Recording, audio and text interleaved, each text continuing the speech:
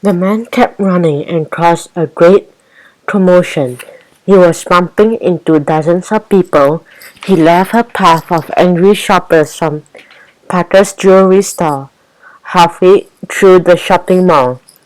"Come back here, young man," one woman shouted, "and pick up all my packages."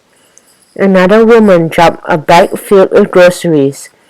Eggs, broats, tomatoes, and cucumbers were rolling in all directions.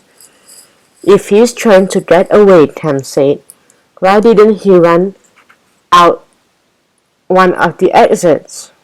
"What?" Eric wasn't really listening. Howie was still crying, and Eric was trying to calm him. Just then a young couple came out of the jewelry store. "Look," Tam said. They were inside when the alarm went off. A small crowd had gathered. Tam was still standing on the bench. From there she had a good view of the entrance to Parker's. The couple walked towards the nearest exit. The man was wearing a dark suit. He was tall, and so was the woman with him. She was holding what looked like a baby wrapped in a pink blanket. There, baby," the woman was saying. "Don't cry, it's all over now. Don't cry." The man was holding a very large pink and blue baby rattle. He was urging the woman to walk faster. Cam looked straight at them as they walked past and said click. Then Eric saw two old women coming out of the store. "Look," he said, pointing. "They were in there too when the alarm went off." The women were upset. One was clutching her hat. The other was leaning forward and holding a cane with both hands. She walked as if the cane were the only thing keeping her up. The woman sat down on the bench nearest to Tam and Eric. "Oh my," the woman holding her hat said. "I never thought I'd live through that." The other woman just sighed.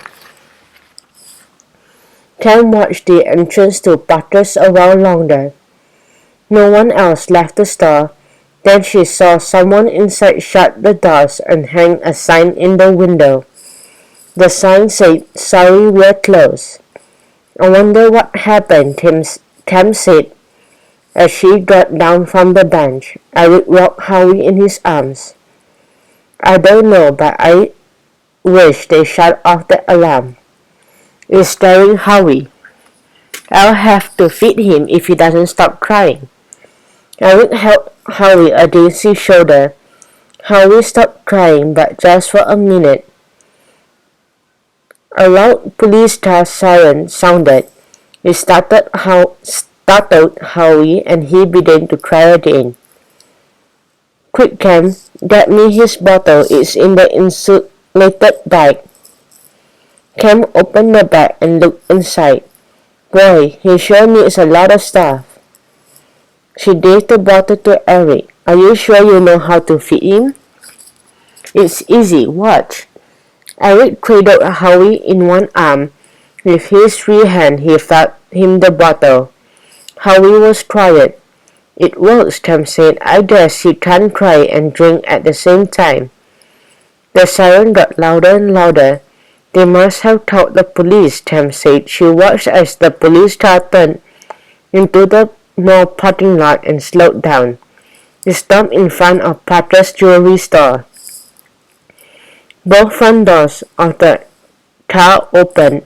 Two policemen got out and went inside Parker's. A moment later, the alarm over the store stopped ringing. "They better hurry," Tam said, "or they won't catch the man who ran out." The police did hurry. In a very short time, they came out of Parker's. They went over to the people standing just outside the store. "Please, we need your cooperation," one of the policemen said. "Did any of you see a man run from here?" Everyone started yelling at once. "Yes, we saw him. He was tall, heavy." No, he was short and thin.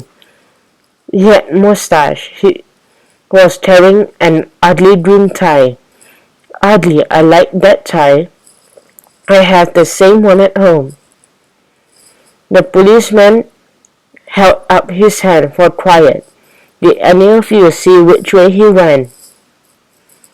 I did, one woman called out. He almost knocked me down. She put her hands on her hips and waited to make sure everyone was listening. He went that way. She pointed towards the center of the mall. One policeman went to the center of the mall. The other reached into the car. He pulled out a police phone and spoke into it. Robbery reported at Potter's Jewelry Store, Hamilton Shopping Mall. Suspect wearing dark suit and green tie was last seen running towards the State Street exit. Please send car to Stage and Fullerton to help apprehend 10 for Central. He reached into the car and replaced the phone. Then he went towards the center of the mall.